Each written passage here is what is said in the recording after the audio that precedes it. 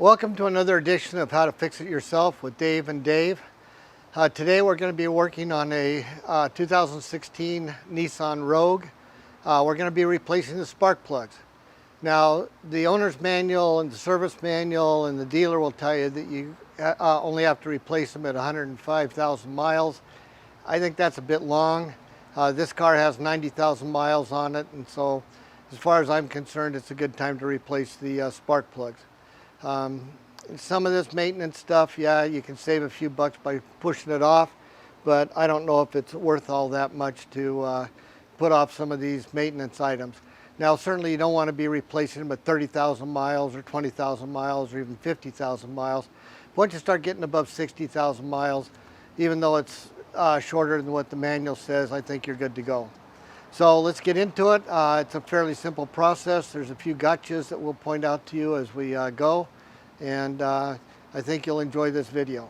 So to get at the spark plugs, which you can see right back here, and you know, I guess if you're really clever, you might be able to get a couple of them out, but you'll never get the one that's right there. So in order to do that, you've got to take this air box, this manifold, off. And this manifold is pinned in by just a couple of items. It's got an actual pin here, and under here next to the battery where my hand is going, there's another one right under there. Then it goes into your air intake hose right here, and you've got another bypass hose down here, which is part of the emissions control. And then you've got this the evap cooler. So the first thing you want to do is pop the evap cooler line off of there, and you know, if you can get it back in behind there, it just kind of opens everything else up. You might need to take something to kind of lock it in place. The next thing you want to do is take this hose loose. So you want to get a pair of pliers down in there on the spring clip and go ahead and open that up and just take it back off of there so that it's back behind there. Now, all of this would come out just fine if it wasn't for this big clip back here onto your air intake. So the issue is you could take and get a plier back there and squeeze it and hold it, because there's no place to move it, and just hold it open while you pull everything else off. However, there is a tool that you can get that's just made for things like that. And this tool looks like this. And so what it does, and we'll show you after we get it off of there a little better how it works, but you take and put it on and you squeeze it, and it, got it on there right, yep. And you squeeze it and it latches. So you can see here where it latches. And so it holds it open. So right now, this is completely loose back here and being held open so that we can slide everything off. So now we're going to go ahead and pop. They're a little tight. You have to just kind of push at it a little bit. Get this one off of there, and you can kind of see the whole thing comes loose if you've already got everything loose. So it just kind of came out of there, came out of here, and out of that hose there. So those are the 4 pins. So you've got that hose, this insert there, and this insert here. And that'll take and expose all your spark plugs, and from there it gets to be fairly easy. The first thing you want to do before you start taking apart anything here, because I know at this point it's kind of like, oh gee, let me get into this, is you want to take and get an air hose or a can of air and spray down the top of the block real well to get any leaves, debris, dirt, dust, little gravel pieces off of there, so as that nothing drops down into the engine when you pull out your spark plugs.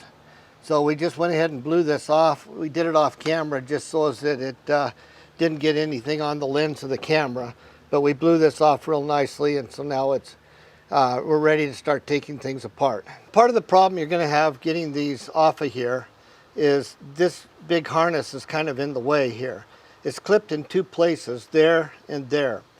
Now, normally we just use a needle nose pliers to squeeze the tabs on the back side, and that's what we'll do here. But just I thought I'd show you a clever way that I've discovered that works real well for these, getting them off of there. So in this case, I'm going to take a 9mm socket and a pair of pliers, and I'm going to squeeze that 9mm socket on there, and you can see as soon as I got it on, it popped it loose. And so that preserves your clip, and it's a real clever way to do that. Unfortunately, on the one over here, we can't really get the socket on there, so we'll have to go back to the needle nose pliers. But I thought I'd show you that because it's a nice, clever way to pop those things loose without damaging them or having difficulties using a needle nose plier. All right, so the next thing we're going to do is we're going to take the electrical clips off. If you've got really strong hands and really strong fingernails, you can probably push down and get it off. But if not, you want to use a screwdriver. You can hear it click right there, and then you can just start working it off of there. You might have to get in behind it and give it a little push, but eventually you're going to be able to take that right off of there. So that'll get that electrical connector off. So now we're going to go ahead and take the rest of them off. You can do that, and then we'll come back and start taking out the coils and the spark plugs. All right, so the next thing we're going to do is we're going to take the bolts out. They're, again, on plastic parts, so they shouldn't be very tight. When you put them in, don't make them very tight. Just get them snug. So we're just going to go ahead and start loosening it up.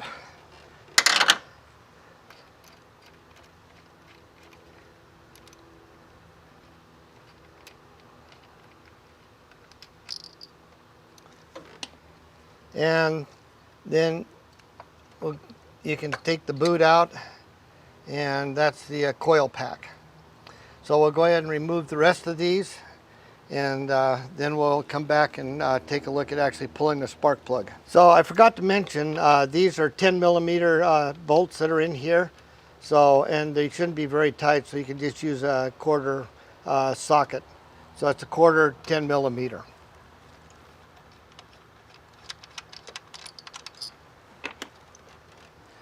So we're going to go ahead and just take one spark plug out just to show you how it comes out. It comes out easy once you get it started.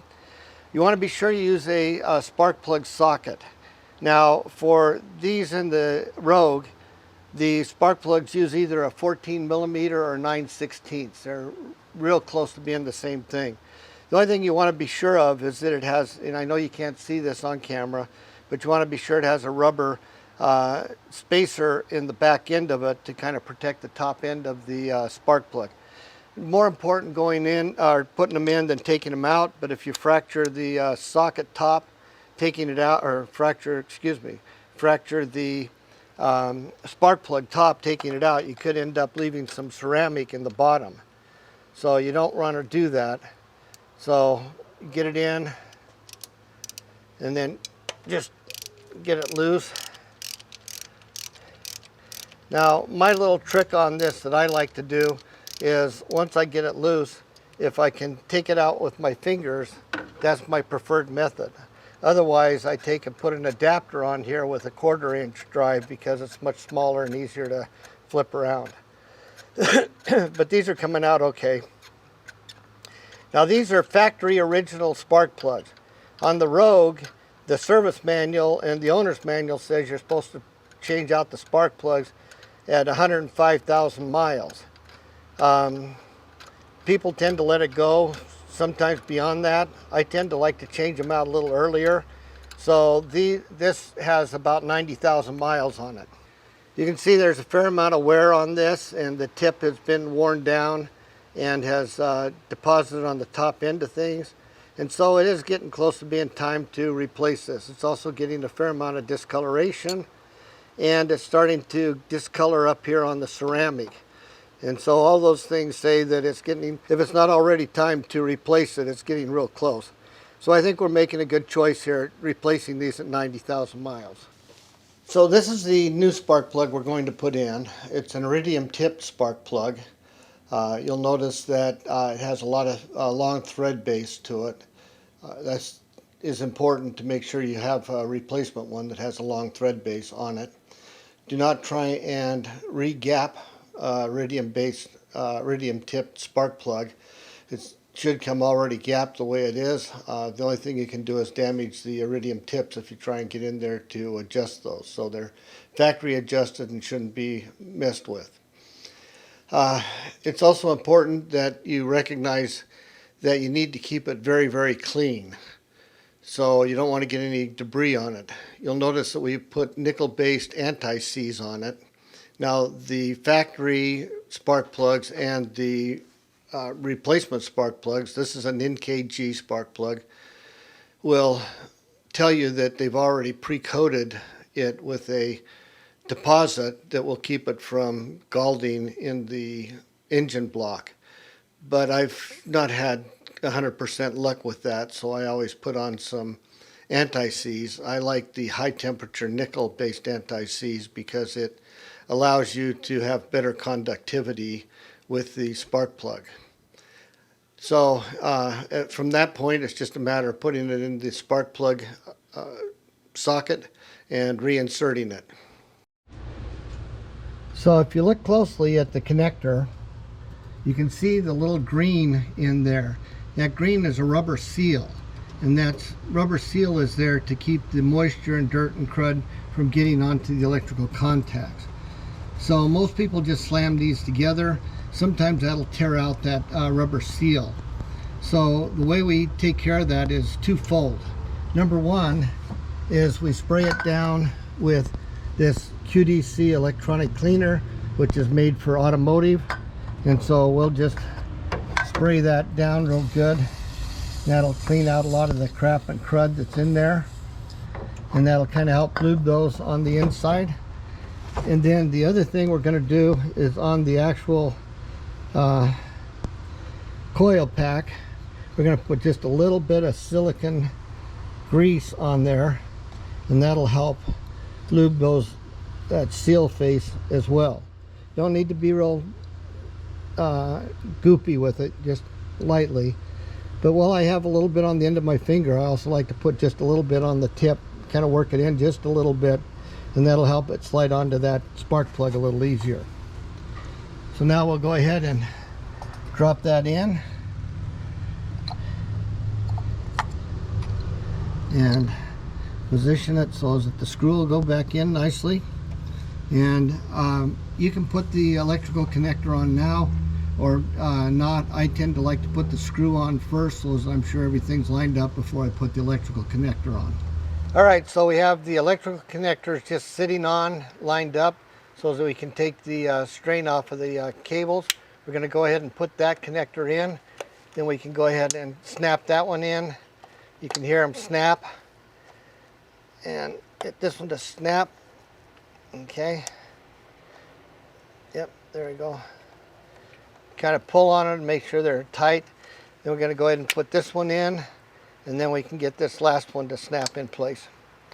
So now we've got all the connectors on. We've got our cable harness snapped back in place, and we've got all of our bolts in. So now we should be good to go. So we just, I'm going to just set the box in place, get the it just roughly put into the opening here going into the intake manifold, and get the emissions hose just lightly put on there, and then we'll go ahead and start it up. Those things need to be in place for the electronics to work properly, because without that you're not getting your mass airflow sensor working well. It doesn't know what to do. So we'll just set that in there and we'll start up the engine. If everything's good, then we'll shove everything back together again.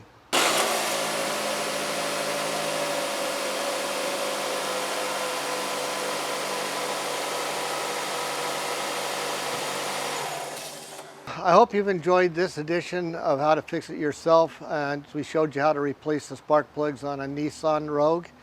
Even though this was specific for the 2016, you'll find that on any of the 4-cylinder Nissan engines, whether it's on the Rogue or the Sentras or the Altimas, any of them, that they're mostly pretty much the same engine that's in all of them, and so this will apply to any of those 2.5 liter engines, 4-cylinder. Hope we've pointed out some things that'll be useful to you. We'll put the tools and the parts in the description below. Please hit the like button and the subscribe button.